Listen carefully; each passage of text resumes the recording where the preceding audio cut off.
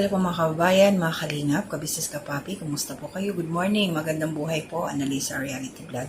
Magre-reaction po ako ngayon dito sa isang kagwang ng kabisnes official, si Intoy po. Meron ho silang naging upload ni Nika.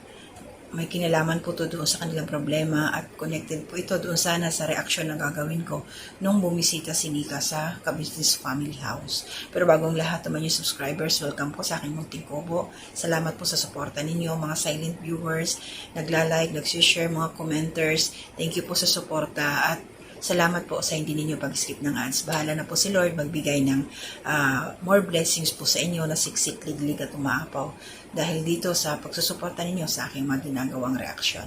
Ang support na rin natin, ayan sila Kabisnes Official, Papa Dins TV, Kabisnes Family, Mrs. KB Official, Kabisnes Family channel po nila, and mga kasamahan kong reactors dito sa Kabisnes Official. Kumusta na kayo? Sila Alminda Mix Vlog, ayan, sila Ma'am First Channel, sila Taong Gala, namimiss ko to sila, Kuya Allen TV, sila Kalingap Turak, and also, Kuya Bal Santos Matubang, support din ho natin, Ate Edna Vlogs, Kalingap Rab, Jack Tapia Matubang, mga kasamaan ko pong reactors dito sa Karepa, mga Kalingap partners, support po natin. So ito po, hindi ko na ho na ituloy yung aking gagawin sanang reaction, i-upload ko na lang sana yon doon nga sa pagpunta nila Nika, kay Mrs. Kabisnes, may nabanggit ako doon, paano na lang, kung ito si Intoy mapanood yun, vlog kasi nga pinapaplanuhan nila, Mrs. Kabisnes na ipa-counsel ito, magdala ng counselor doon sa bahay nila Intoy, kumbaga hindi sasabihin, sabi ko, ano kaya kung mapanood ito ni Intoy, ano ba magiging reaction niya? So yun na nga, so napanood nga ni Intoy yun, at ayun nga sa kanya, talagang inintindi niya, nagmuni-muni siya at marami siyang realization doon sa nangyari. So, ito, panoorin natin kasi after nung mapanood niya, meron siya sa bandang part, may mga na-realize pa siya dahil nga doon kay Nika sa kanyang family. Ito po yun. Kahapon kasi, parang nung wala ka nga, naisip ko na parang ano naman na ata, tama na to. Tama na. Ayoko na ng ganitong isipan. Parang ganun pa. Kasi ang nasa isip ko, si Nika lumalaban.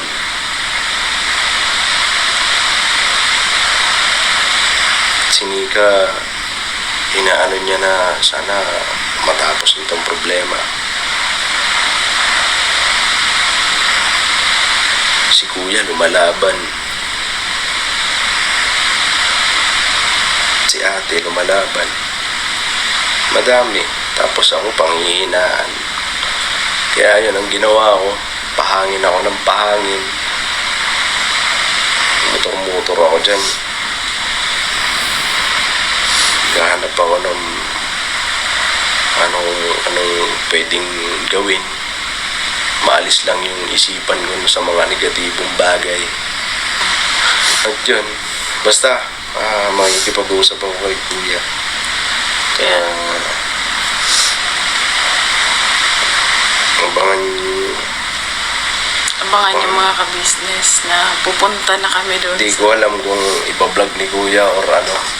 Basta sa akin, kung iba-vlog, okay lang, walang problema. Okay, yun na mga kalingap, mga kabisnes, mga kapapi. Ayun, sabi nga ni Intoy, nung wala sila Nika at saka si Kenzo, doon niya siguro naisip na kung ipagpapatuloy pa niya yung ganong gawi na talagang pinoproblema niya yung tungkol doon sa sponsor. Baka mamaya, ito lang naisa isip ko ha, baka mamaya inisip ni Intoy na baka pati pamilya niya madamay, masira yung pamilya niya, baka hindi na kayanin ni Nika, baka umuwi o ano, mga ganun. Pero, ayun, malaking tulong yung ginawa ni Nika, malaking bagay yun na pumunta siya doon sa bahay nila bilang kabisnes. So, ibig sabihin talagang lumalaban si Nika, nanghingi talaga siya ng, ayun, yung kakampi para matulungan si Intoy.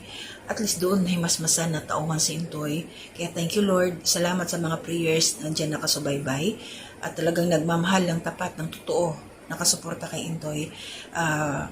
panalo po tayo, hindi nagwagi ang gustong manira, gustong magpabagsak kay Intoy, at gustong magkahiwa-hiwalay ang family ka-business. So, wala, talo sila. Kaya, basta malinis ang iyong puso, although nandoon talaga sa pagsubok na napakahirap, at least ito ngayon, lesson learned sa mga nangyari, nakita na natin yung kanyang smile, yung kanyang tawa, parang nabuhay ulit, bumalik na ulit si Intoy.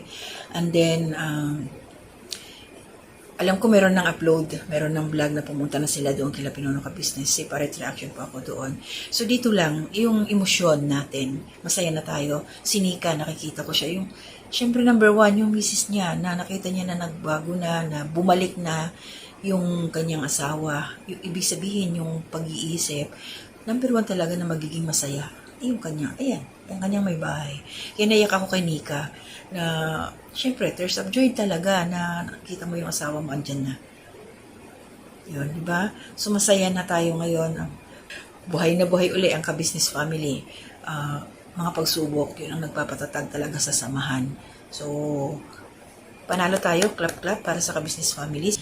At sa tatag ni Nika, ibang klase na bata ito. Talagang hindi niya sinukuan si Intoy. Tuloy-tuloy. Kaya, Nika, pagpatuloy mo lang yan, mas lalong malakas na Intoy na ang ating makikita ngayon. At dito nga, mas naging, si Intoy nung sinabi ni Nika patungkol doon sa nag-chat, yung sponsor na dami account.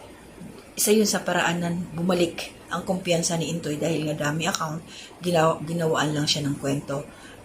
Kasi nga, sabi ko nga yun talaga ang kanyang inaantay na makita, makilala o kung sino man yun, ba? So ngayon, Intoy, go na. Move on. Tuloy-tuloy sa pagbablog. Ngayon, magiging matatag ka na sa mga nangyari. Huwag ka nang magpapadala. Marami pa yan. Marami pang pagsubok yan. Huwag nyo na lang intindihin yung mga nega na mga komento para sa'yo. Ang isipin nyo na lang yung kung ano yung iyong mga pangarap. Pagbutihin na lang ang inyong pagbablog. Yun lang yun sa akin. Lahat naman tayo dumadaan sa mga pagsubok. Siyempre, masasaktan tayo, tao tayo eh. Pero, isang beses lang yung kumbaga, palagpasin na lang natin. Ha? So, yun lang. Maraming salamat po. Shoutout sa inyong lahat. Naginarihan sa aking comment section. Thank you po. Hindi po muna ako mag-mention ng mga pangalan. Basta maraming salamat. So, hanggang dito na muna ako, mga ka-business. Bukas uli, gagawan ko ng reaksyon yung pagpunta doon ni Intoy kila Mrs. Ka-Business kasama si Nika. So, ayan. Ingat po tayong lahat. Good morning once again. Love lang po. To God be the glory.